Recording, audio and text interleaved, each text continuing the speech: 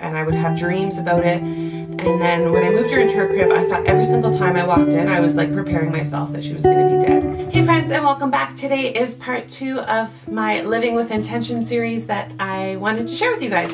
So if you're new here, hello, my name is Kate. I would love to have you subscribe and join the family here on YouTube.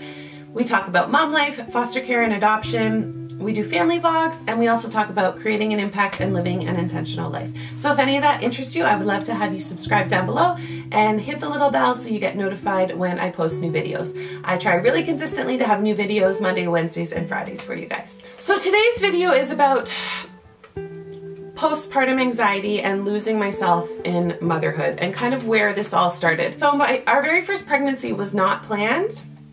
We weren't trying to become parents yet. And unfortunately at 9 weeks, I lost that baby. Even though we weren't trying, the minute I knew I was pregnant, the next 18 years of my life were planned out, and I was so excited about this little baby. And it's, you know, this baby would be turning 7 this August. And it's a lot easier for me now because I can look back and see why that happened and see all the positive things that have come from that. But in that time, it was a really, really difficult, dark time for me.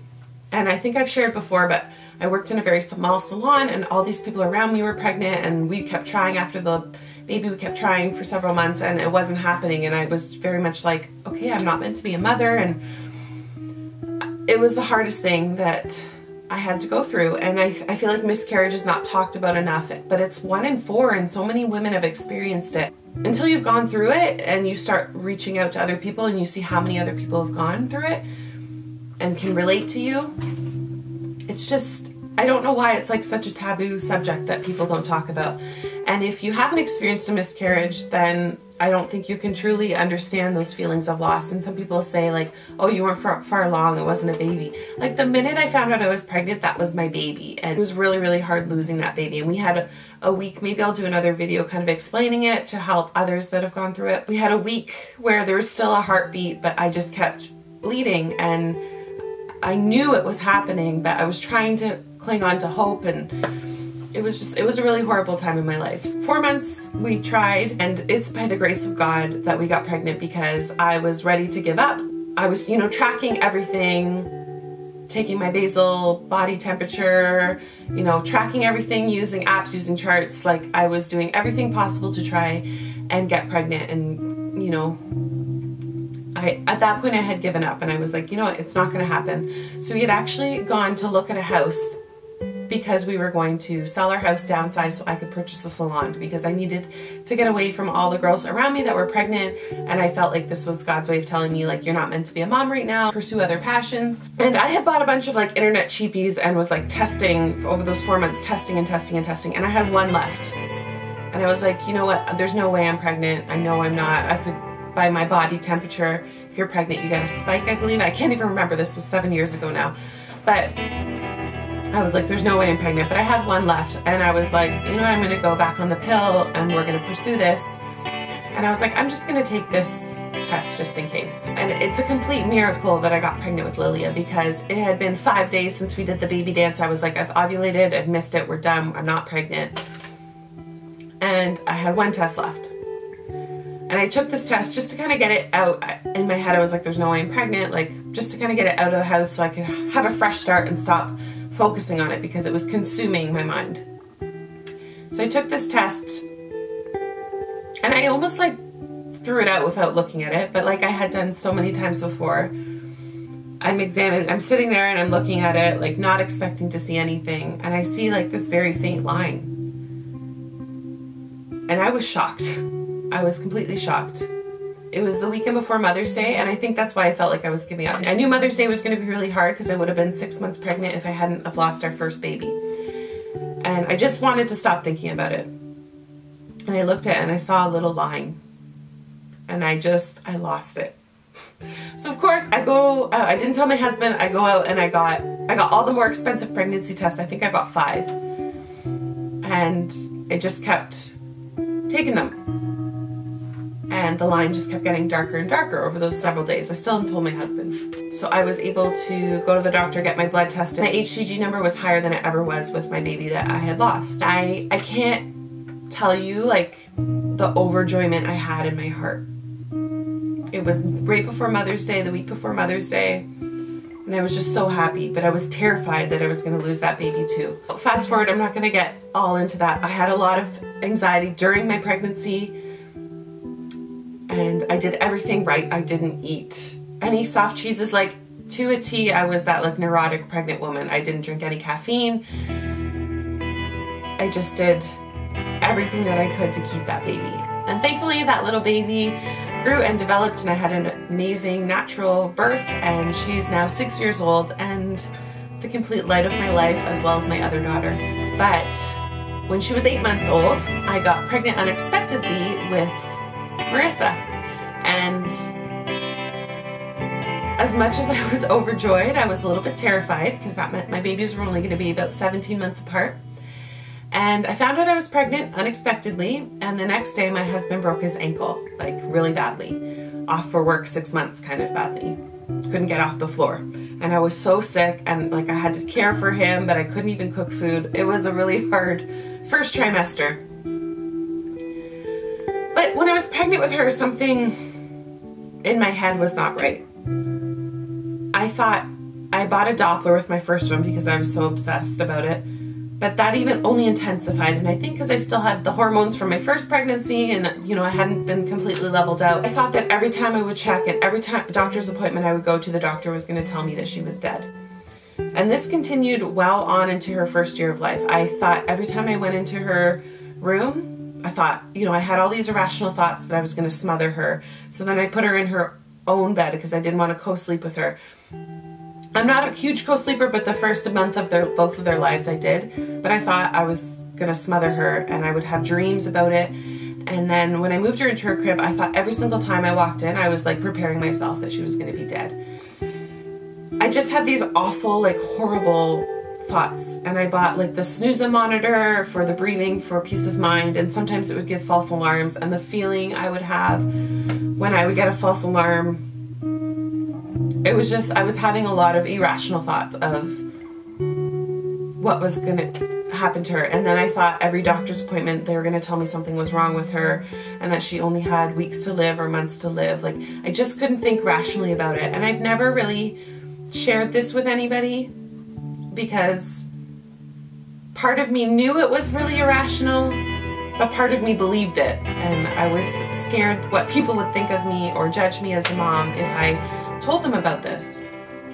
And I didn't want to go on medication. I believe that there are circumstances and times and place where medication is needed 100%. But I also believe that overall in Canada and the US, we are very over-medicated as a society. And I didn't want to do it. So I thought, you know what, I can get this. I can beat this myself. And thankfully I did. And I can't say, I want to say it's when she hit about a year and nothing happened to her that I realized what I was thinking was really irrational, and I just really started praying and focusing on my relationship with God to help me through that every day about your child, like every single nap time and every single morning time, to think that she was going to be dead. Like it did a mental toll on me. And I did. I suffered and I struggled alone with it. And I'm thankful it didn't lead to something worse and postpartum depression. I definitely had postpartum anxiety. And you know, now years later looking back, I can see that. At the time I did not see that. I thought it was because of my miscarriage and you know, whatever it was. But now I can see, definitely looking back, that's a hormonal thing that I didn't have control over, and I should have sought help for it. So maybe if you've gone through something like that, this video will help you, and don't feel ashamed and don't feel judged, and reach out and talk to people, because I feel like I wouldn't have suffered as long as if I had done that earlier.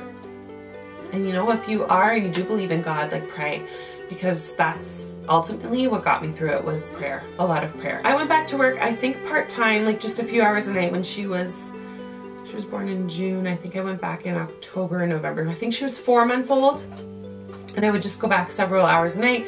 And then at the year mark, I went back part-time to 2 days a week, like a really long day and then a Saturday. I have this creative energy inside of me. I know that now. I can see that in myself. And I know that it needs to be nourished and fed.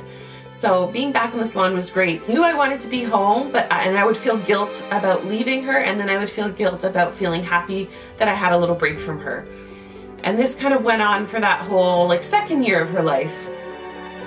And we ended up moving because it was coming to the point financially I either had to go back full time or to move. So when she was a year and a half, we actually moved cities.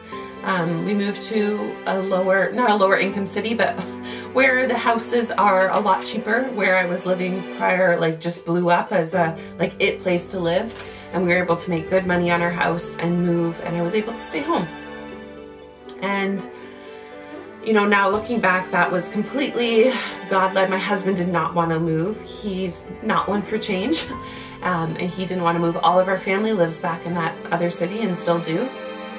And then we didn't move that far, only about half an hour or so away, but I just wanted to be home with my babies, and I knew that. And I felt like some of it was I wanted to make up for that first year of Marissa's life where I just had so many negative feelings and was dealing with so much anxiety. It was the first kind of glimpse that you don't need a ton of stuff.